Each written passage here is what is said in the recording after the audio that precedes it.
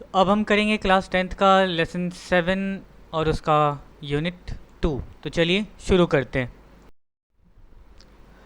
When the family sits down to tea, the cat puts in an appearance to get its share। तो जब शाम को अब family चाय के लिए बैठती है, चाय पीने के लिए बैठती है, तब उस समय जो कैट है वो अपना अपीयरेंस दिखाता है उनके सामने कि वो है वहाँ पर, ताकि उसे भी उसका शेयर मिले। जो शाम को नाश्ते पे लोग बैठते हैं, नाश्ता करते हैं शाम में, उस समय पे कैट जो है वो दिखाती है घर में कि हाँ मैं भी हूँ। क्यों दिखाती है?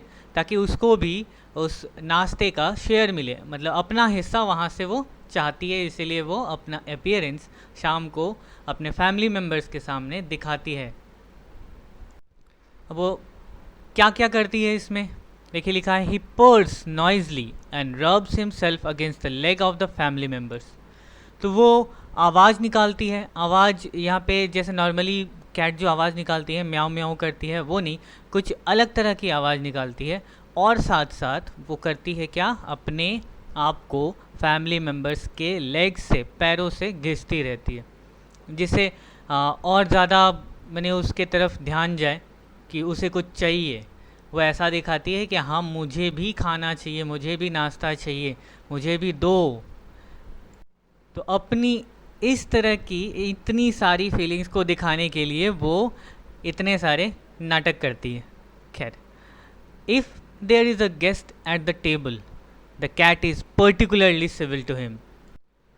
अब इसके ऊपर अगर कहीं कोई गेस्ट आ गया, ठीक है, अगर कहीं कोई गेस्ट रहा शाम के समय नाश्ते पे, तब तो वो और ज़्यादा पोलाइट हो जाएगी। सिविल मतलब होना, सिविल मतलब एकदम पूरा भद्र हो जाना, एकदम पूरा मासूम हो जाना। इस तरह के बिहेवियर को सिविल कहते हैं।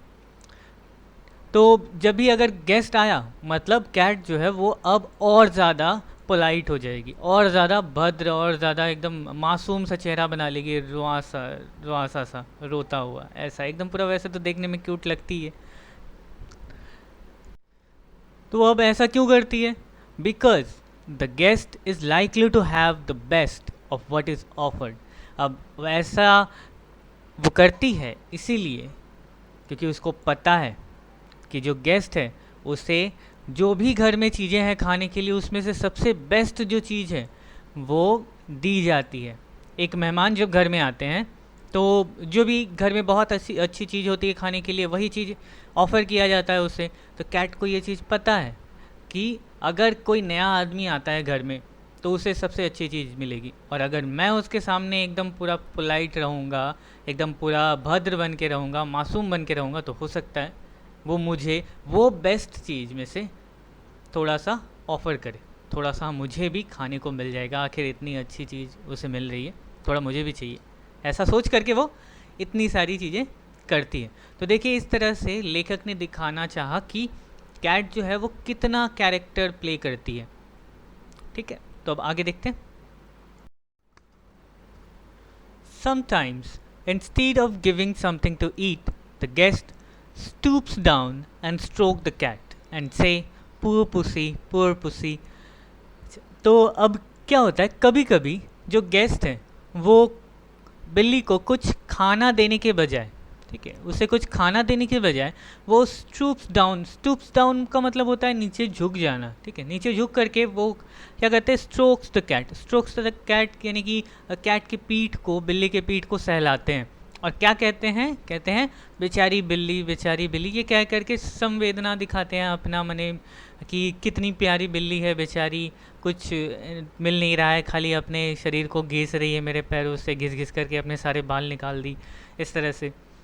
तो अब वो खाना तो दे नहीं रहा, लेकिन गेस्ट कर क्या रहा है, खाली उसको सहला रहा है, पीठ उसका सहला रहा है, और कुछ नहीं, और खाली अपनी संवेदना दिखा रहा है, उसका दुख दिखा रहा है कि बेचारी बिल्ली, बेचारी बिल्ली, हाय रे, क्या हो, कैसी है बेचारी। अच्छा, the cat soon tires of that. अच्छा, इस चीज़ से बिल्ली जो है वो जल्दी ही थक जाती है, ऊब जाती है कि यार एक तो इतना घिस रहे हैं, इतना दिखा रहे हैं कि हाँ मुझे भूख लगा है, मुझे चाहिए खाना, तब भी कुछ नहीं कर रहा है, खाली मैंने खाली बोले जा रहा है बेचारी बिल्ली, बेचारी बिल्ली, और पीठ सहला रहा है, खाने को दो यार, अब ये तो कर नहीं रहा है, इसकी वजह से बिल्ली जो है उस सहलाने से परेशान हो जाती है, थक जाती है. Now what he does, he puts up his claw and quietly but firmly rakes the guest in the leg. तो यहाँ क्लॉ का मतलब है पंजा.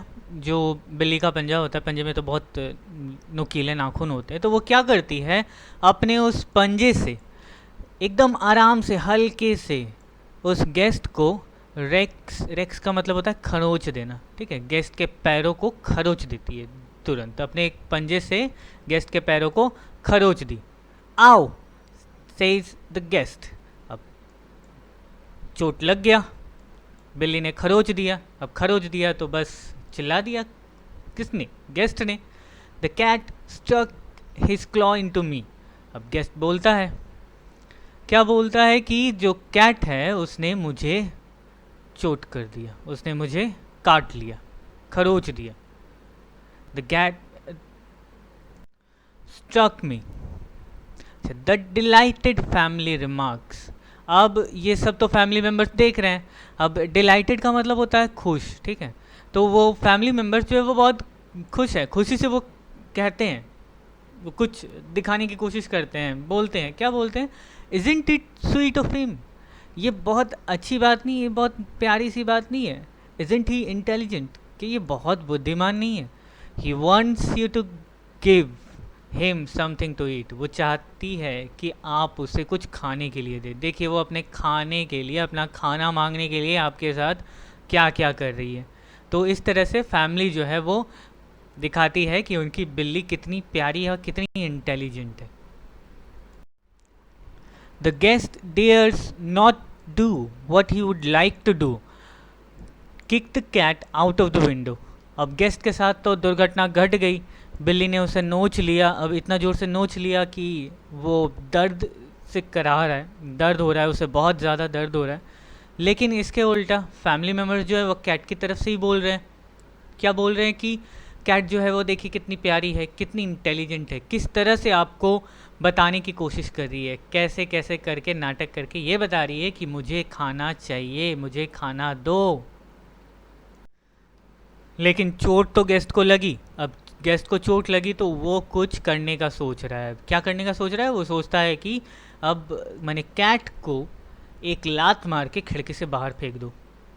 लेकिन उसमें इतनी हिम्मत नहीं हो रही है. डेयर मतलब होता है हिम्मत. उसमें इतनी हिम्मत नहीं हो रही कि वो फैमिली मेम्बर्स के सामने ऐसा करे, इस तरह का कि बिल्ली को लात मार करके खिड़की से बाहर निकाल दे. उसके मन में तो इच्छा जाग ही रही है, भाई नोच दिया, अब तो गुस्सा आएगा ही. गुस्से में यही मन कर रहा था, लेकिन उसे हिम्मत नहीं हो रही थी फैमिली मेम्बर्स के सामने कि वो ऐसा कुछ करे. So with tears of rage and pain in his eyes he affects to be very much amused. इसीलिए वो अपनी आँखों में गुस्सा लिए. टीयर्स में मतलब आंसू, आँखों में आंसू भर के गुस्सा लिए. रेज यानी गुस्सा, और साथ साथ दर्द भी भरा हुआ है उसकी आँखों में. अब दर्द हो ही रहा है तो उसके मन में गुस्सा भी है और साथ साथ दर्द भी उसे हो रहा है. वो उसी भावना के साथ ये दिखाता है. अम्यूज्ड मतलब एक चौंकना या फिर कुछ खुशी की भावना दिखाना चौंक करके. तो इन सब के बीच में वो चौंक करके ये भी बोल रहा है कि हाँ सच में बिल्ली कितनी मने इंटेलिजेंट है, देखिए मुझे कैसे कैसे करके बता रही है कि उसे खाना चाहिए. Still he is in pen. उसके अंदर दर्द भी है और गुस्सा भी है, लेकिन फिर भी वो उसे करने को, उस तरह की भावना दिखाने को मजबूर है लोगों के सामने. And sorts out a bit of fish from his plate and hands it down. और मछली के कुछ टुकड़े वो अपने प्लेट से चुनता है और अपने हाथों से उसे नीचे रख देता है. इतने सब होने के बाद भी the cat gingerly receives it. अब देखिए कैट का कितने आराम से इतना सब कुछ कर लेने के बाद एकदम ध्यान से उस फिश को, फिश का टुकड़ा जो उसे मिला है गेस्ट की तरफ से, उसे रिसीव करती है, लेती है. With a look in his eyes that says. Guest की आंखों की तरफ देखते हुए वो ये कहती है बिल्ली, एक तो ले ली, ले करके फिर गेस्ट की आंखों की तरफ देख करके कहती है, क्या कहती है? Another time my friend, you won't be so slow to understand. अगली बार मेरे दोस्त, तुम मेरी इस फीलिंग को समझने में ज़्यादा लेट मत करना, स्लो मत होना कि हाँ मुझे खाना चाहिए और मैं खाने के लिए क्या क्या करती हूँ, ये सब समझने के लिए बिल्कुल लेट मत करना। एकदम पूरा जल्दी से जब भी ऐसा हो खाना निकालना प्लेट से और मुझे दे देना। नहीं तो फिर से वही, फिर मैंने तुम्हें शिक्षा दे दी, टीचिंग दे दी कि अगली बार ऐसी गलती ना हो, नहीं तो फिर खाओगे खरोच और क्या। तो बिल्ली अपनी आँखों से यही चीज़ दिखाने की कोशिश करती है गेस्ट को। He purrs as he retires to a safe distance from the guest boot before eating his food. तो वो अब आवाज़ निकालती है और साथ साथ थोड़ी दूर चली जाती है गेस्ट के जूतों से। जूतों से दूर क्यों चली जाती है? क्योंकि वो तो जान चुकी है भाई मैंने काट लिया, मैंने नोच लिया, अब कहीं ये ज़्यादा गुस्सा हो गया तो मुझे जूते से मार ही देगा, सच में ही मार देगा। तो इसीलिए वो अपना फिश लेती है और एक सेफ डिस्टेंस कुछ दूरी तक चली जाती है जहाँ तक उसका जूता ना है, गेस्ट का जूता ना पहुँचे, वहाँ तक जा कर के फिश रखती है और खाना शुरू कर देती है। तो देखिए इतनी सारी चीज़ें कैट करता है। तो ये सब लेखक जो है हमें समझाने की कोशिश करते हैं कि कैट जो है कितना सारा कैरेक्टर प्ले करती है अपने लाइफ में, कैसे कैसे करके वो अपनी डिज़ायर्स को, अपनी इच्छा को पूरी करने की कोशिश करती है। तो यहाँ तक था यूनिट 2। अब हम मिलेंगे अपने अगले यूनिट में, देखेंगे और क्या क्या करती है बिल्ली। तब तक के लिए अपना ख्याल रखिए, take care, bye bye and thank you for watching.